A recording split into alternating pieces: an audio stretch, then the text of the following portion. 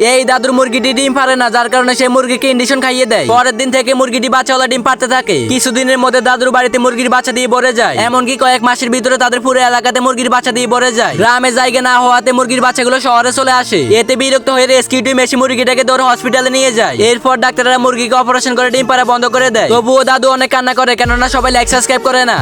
এই লোকটি তার সকল মুরগির ডিম দিয়ে অমলেট বানিয়ে খেয়ে ফেলে, কিন্তু তারপরেও তার পেট ভরে না। এরপর সে কবুতরের উপর অনেক চিল্লাতে থাকে যাতে করে কবুতর ডিম পারে। মালিকের ভয়ে কবুতর অনেকগুলো ডিম ফেলে দেয়। এরপর সে আবারও কবুতরের ডিম দিয়ে অমলেট এবং বার্গার বানিয়ে খেয়ে ফেলে। লোকটি খেতে খেতে তার পেটটি অনেক বেশি ফুলে যায়, তাই সে কবুতরটিকে মেরে বাড়ি থেকে বের করে দেয়। এরপর কবুতর অনেক কান্না করে, কেননা সবাই লাইক সাবস্ক্রাইব করে না।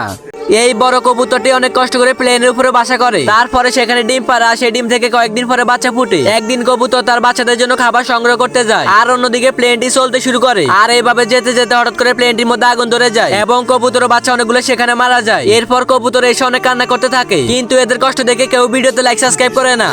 এই দাদির কাছে অনেক বড় একটা মুরগি ছিল। মুরগিটা প্রতিদিন অনেকগুলো সোনা ডিম পারতো। দাদি সেই ডিমগুলো নিয়ে বাজারে বিক্রি করতো। ডিম বিক্রি করা হয়ে গেলে সে টাকা দিয়ে আরো একটা বড় মুরগি কিনে ফেলে। আর কিছুদিন পর কিনে আনা মুরগিটির সাথে সোনার ডিম পাড়া মুরগিটির সাথে ঝামেলা হয়ে যায়। এরপর কিনে আনা মুরগিটি সোনার ডিম পাড়া মুরগিটাকে মেরে ফেলে, কিন্তু দাদি এটা দেখে তার অনেক রাগ উঠে যায়। তাই বাজার থেকে কিনে আনা মুরগিটাকে মেরে বাড়ি থেকে বের করে দেয়। কিন্তু এরপর দাদি অনেক কান্না করতে থাকে, কেননা সবাই লাইক সাবস্ক্রাইব করে না।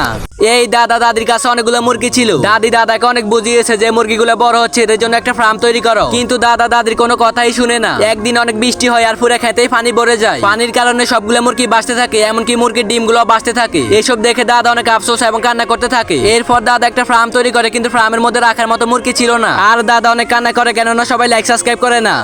এই দাদুর বড় একটা হাঁস ছিল। হাঁসটি প্রতিদিন ডিম পারতো, তাই দাদু তার হাঁসকে অনেক বেশি ভালোবাসতো। এমনকি দাদু প্রতিদিন হাঁসের ডিম বাজারে বিক্রি করে অনেক টাকা কামাতো। এভাবে অনেকদিন টাকা জমিয়ে দাদু বড় একটা ট্রাক কিনে ফেলে। একদিন দাদু ট্রাকে করে ডিম নিয়ে বাজারে যাচ্ছিল, আর তখন হঠাৎ করে তার গাড়ির মধ্যে আগুন লেগে যায়। দাদু তখন সেখানে আগুনে পুড়ে মারা যায়, কিন্তু হাঁসটি কোনো রকম বেঁচে ফিরে। এরপরে কেউ ভিডিওতে লাইক সাবস্ক্রাইব করে নাই।